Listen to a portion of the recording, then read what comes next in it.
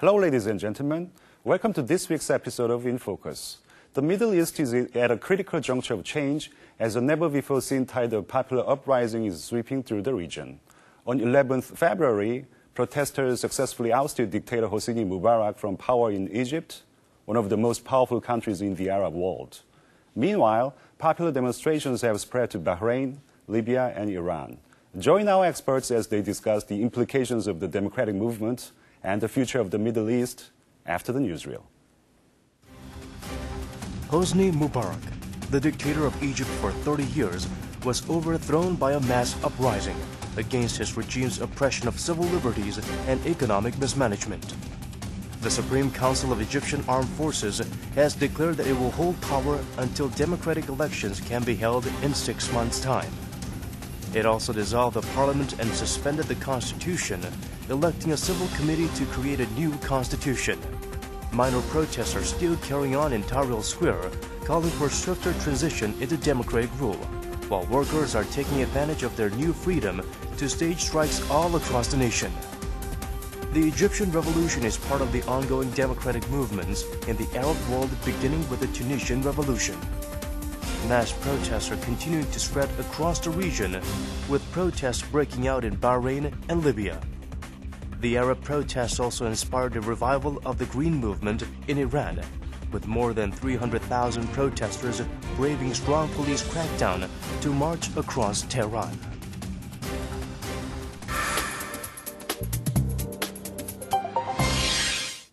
Welcome back. We have two experts in the studio today to discuss the rising democratic movement in the Middle East.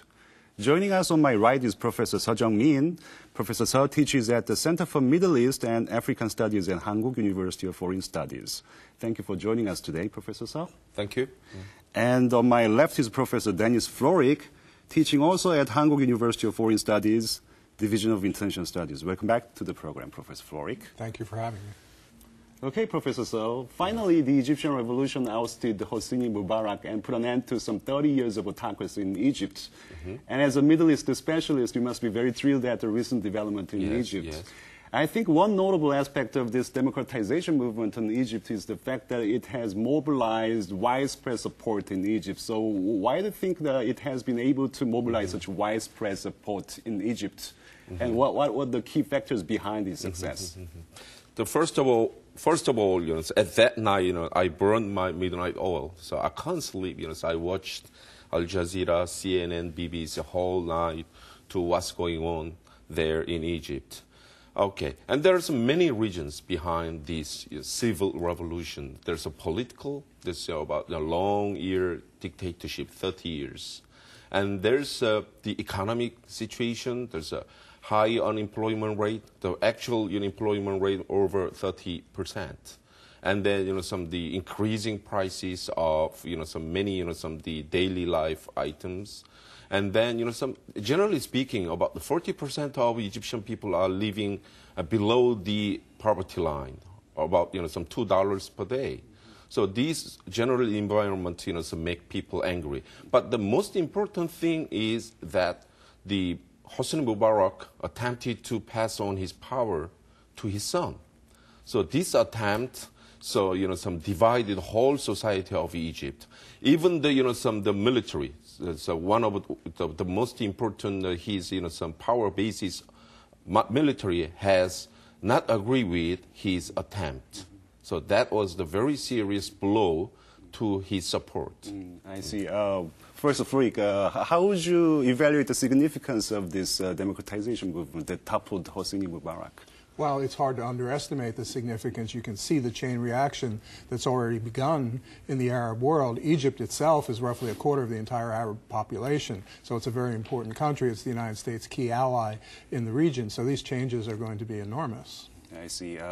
Let's talk about Egypt in the post-Mubarak era. Now that Mubarak is gone, and it seems that the military is going to run the country for the time being, but the protesters are not really happy about this, calling for an immediate transition to an interim civilian government. Yes. So which side is right? The military rule for the time being, or immediate transition to civilian government? So in a nutshell, the revolution has succeeded, but the process of democratization has begun. So there's many some the difficulties in the future, and nobody knows exactly when they achieve some so-called some international standard of democracy or not. But there's many factors affecting the democratization process. First, the attitudes of the military. Now the Supreme Council of the Armed Forces has the control over all the politics and society. But we should think about that. So Mubarak regime is 30 years old, but some military regime is 60 years old. So military has occupied the power and in the areas of politics, but at the same time, they seized many interest in economic sphere. Mm-hmm. So they have a lot of the interest in Egyptian society. But if they accept some people's demand of democratization, it means what they should give a lot of concessions. Mm-hmm. So I don't know. They should find some compromise in in finding the new the way of democracy in Egypt. As Professor So mentioned, things are really settled down after the transition to democracy.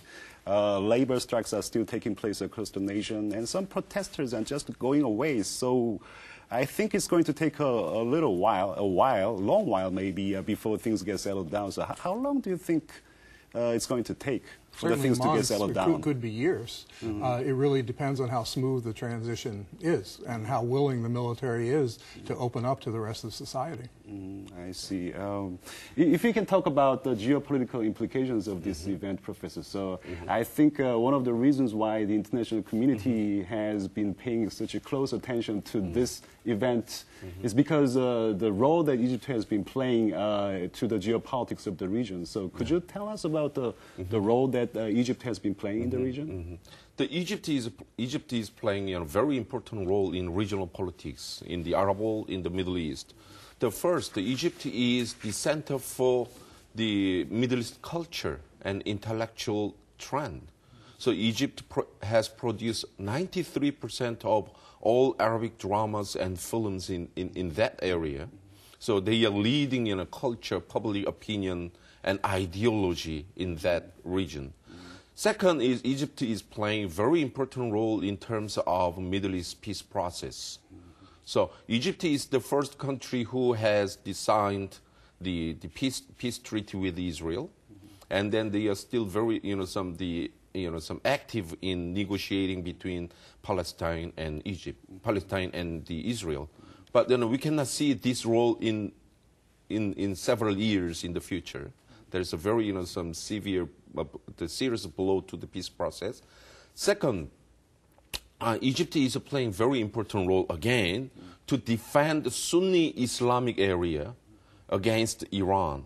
So in Islam, there's a Sunni and Shia, and then the Iran is the axis of Shia bloc, and Iran, Iraq, Syria, Lebanon, and Bahrain is so-called Shia crescent. And against to this Shia bloc, there's Saudi Arabia and Egypt are very important axes in Sunni area. It means what? The loss of Egyptian role in this some area. It means what? The Shia bloc has become more some powerful in a very near future. And finally, Egypt playing a very important role in the war on terrorism in the Middle East.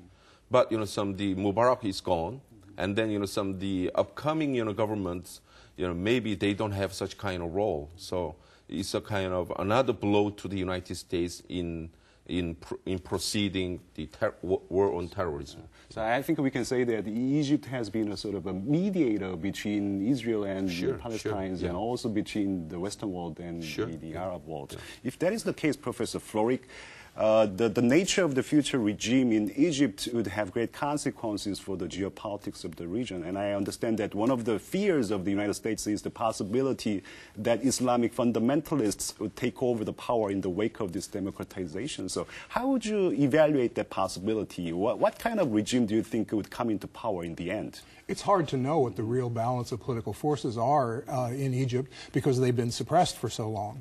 So the Muslim Brotherhood has existed as an opposition party and a center of opposition. After the military, the mosque is probably the single center of Egyptian society, and therefore you can expect that Islamic parties will be well organized and have an advantage in any transition process. I think a lot depends on how much power the military retains. If the military, the military gets $3 billion a year in aid from the United States, and they want to keep it. So they have followed the U.S. line, and they have aligned themselves with the United States. However, the sentiment of the Egyptian people is much different. They have much more support for the Palestinian people. They have much more distrust of the Israeli state. And to the extent that any new government reflects the will of the Egyptian people, I think we can expect that it's going to be less sympathetic to Israel and follow a more traditional Arab stance in Middle Eastern politics. So I want to add about, there's the trend of Islamophobia, the fear against Islam. So, there's many, some Western scholars, they points out that, so Egyptian civil revolution can be Islamized.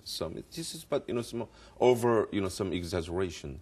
If you look at the history of Islam, there's a Shia Islam and Sunni Islam. The case of Islamic revolution in Iran, it was possible because Iran is Shiite country. In Shiite doctrine, there's the clergy group between God and people. And then they have a doctrine to support the establishment of theocracy.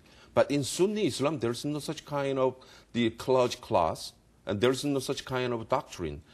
1,400 years of the history of Sunni Islam, there's no any case which religion sees the power over the state, over the king. So I think in a nutshell, it's a kind of over-exaggeration of the Islamization in the Middle East. Nice. Certainly, the United States has often raised the specter of Islamic revolution as a way to generate support for the dictatorial conservative regimes that characterize most of the Middle East today. But I would have to agree with Professor Suh a little bit.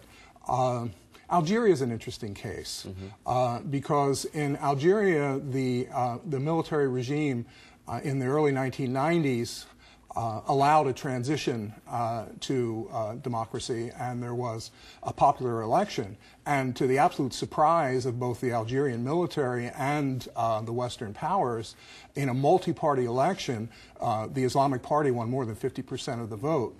And that led to a situation where the military refused to let the Islamic Party come to power, and Algeria fell into a civil war in which maybe as many as 500,000 people died. So we don't want to engage in Islamophobia, but you have to understand the crucial role that the mosque plays in Islamic societies. And Islamic parties are rising in most of the Middle East, not just in the Shia areas, but I mean in Sunni areas like Turkey and other places. I see. Professor, if we can turn to the ongoing democratic movement in the region, the democratic movement first started in Tunisia and then it spread to Egypt, and all of a sudden many Arab states are not safe from this democratization movement. So can you say that the momentum is building in the region toward democracy? Can you say that this could be the beginning of what they call fourth wave of democracy in the region? Sure. I definitely believe so. So that's why I call it is the Arab version of the French Revolution. So it has a very, powerful influence on all of the Arab countries. As you look at the map, there's in the west, to the west, there's Morocco, Algeria, Libya, all the North African countries now, they have an anti-government, the movement, anti-government demonstrations. And if you look at the east of Egypt, there's Yemen, Bahrain, Saudi Arabia, and Iraq, Palestine, Jordan. About half of the the monarchies and republican some systems, the Western Arab area. So around 2/3 of Arab countries now, they are facing anti-government demonstrations. But this is huge the change. But just 5 years ago, we cannot expect such kind of changes, such kind of environment of the political reform some demands. But some specialists are saying that these oil-producing countries are relatively safe from this wave of democracy. How far do you think this democratization movement would spread in the region? Well, the oil-rich regimes have more money to buy political support, but Bahrain is an oil-rich country, and it's going through quite a process right now. So while I agree with Professor Saw, there's going to be a strong ripple effect from the events in Tunisia and Egypt, you can also see that the autocracies are mobilizing themselves. So in Bahrain, they cleared the public square. They didn't allow the demonstrators to get a foothold. They tear gassed and used rubber bullets and massive force. And when a new demonstration broke out at the hospital where people were being treated after the clearing of the streets, they broke up another demonstration. So I think we can see two trends happening. One is many people taking to the streets, but the other is autocratic regimes cracking down. I see. Let's talk about the U.S. foreign policy toward Egypt and the Middle East in general. The U.S. has always pledged that they would support democracy in the region, but if you take a look at the historical record, they have always supported dictators such as Mubarak and monarchs such as Shah of Iran. So what are the reasons why their policy toward the region has been so inconsistent? So briefly speaking, the U.S. policy toward the Middle East is, we can call it, is the stability rather than the democratic reforms and the respect of the human rights. So if you compare it between Iraq and Saudi Arabia, in my opinion, it's a very similar, some the regimes. It's it's a long dictatorship. There's the normal people are suffering from their some the discrepancies between their expects and their real life, and then. But some United States has waged war against Iraq and toppled down Saddam Hussein regime. But some United States support Egypt and some Saudi Arabia and other monarchy systems and other dictatorships. So that's why some Middle Eastern people called it double standards of the United States. So, but some United States wants to some keep and maintain their some the interests, and then some they should some the make a safe way of some the energy from the Middle East to the United States and to the world, and they want to keep their the military supremacy. That Saudi Arabia is the largest the biggest importer of U.S. weapons now. So it's a very huge interest. So the keeping interest means they sometimes should give up some our universal values of democracy and the equality and human rights. I see. Professor Florik, what do you think? What are the lessons that the U.S. should learn from this event? What kinds of policy recommendations would you like to make to the Obama administration? Well, I would hope that they would learn that the support of dictatorships in the long run alienates the Arab people and the Muslim people from the United States. I would hope they would learn from the situation in Iran, for example. In the 1950s, there was a popular democratic movement that came to power and overthrew the monarch of Iran, and the United States engineered a coup to put him back into power.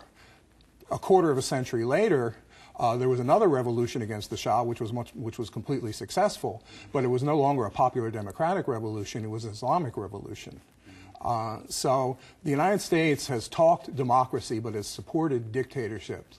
And the Arab people, the Persian people, the people of the Middle East, they know that. Unless the United States is a little more even-handed and a little bit more true to its values, it's going to be increasingly in a situation where new regimes are going to come to power which have no obligations to the United States and have no loyalties to the United States and may even have hostility to the United States. I see. Professor So, the Middle East is also a very important region to South Korea. So yes. What does this event mean to South Korea, and how should South Korea respond to these recent developments in Egypt and in the Middle East in general? First of all, I should emphasize that this democratic tide will flow to the end of to the Bahrain. So all Arab countries are affected by this trend. It means what? We are importing 85% of our energy from the Middle East. We have contracted $40 billion of plant industry last year in the Middle East. We are exporting a lot of the goods and manufactured items to the Middle East. So this current Middle East situation will definitely affect the Korean economy in the long run, and at the same time right now. So we are losing many the export contracts nowadays with the Middle East. So it means what? We should change our the strategy toward the Middle East. So until now, we have depended on the economic approach to the Middle East. And then, we just believe that the Middle East is one thing, okay? This is energy and plant, the contract and the, export of our, items. But so after all the different revolutions in different countries, it means what, the diversities in the Middle East is increased. So, for example, Egypt has some degree of democratization. Tunisia has a different, some degree of democratization. And even Saudi Arabia and later, they have very serious, some political change. So, Middle East economy is dominated by the state. We call it state-led economy, based on oil and gas. So, there's a change of owners of the gas and oil fields. And then they are, the whole economic structure has, the transform in somewhat, different ways. So from now on, we should focus on bilateral strategic partnership with each country. Not, some general approach to the whole Middle East, because, as I told you, there's a diversity in the future in the Middle East. So we need more a tailor-made Sure. country-specific policy Yes, toward yes. the Middle East.